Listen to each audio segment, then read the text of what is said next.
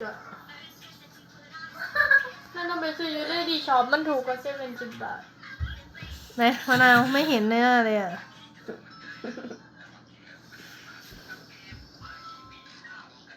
ว้าตื่น เหมือนระบายสีอยู่บนหน้ามันเลยไม่เข้าหนาแกจังเลยคือฉันเข้าแล้ว เรามาดูกันนะคะ ว่าหน้าหมูจะกลายเป็นหน้า มา หมาหรือเปล่า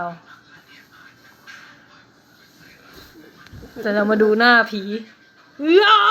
วหน้าเหี่ยว อย่ายิ้มนะคะอย่ายิ้มกรุณาอย่ายิ้มมันเห็นรอยตีนกาค่ะ ว้าย มันกระจกกันเอา ไม่จบ ว้าย วัน ผี2 ตัว ผี2 ตัวช่วยกันเป็นผี มานะเอาใบเขาจะเห็ดมาหน้ามันหนาลิงไหมล่ะ อย่าเห็ดเป็นหน้ามันหนาลิง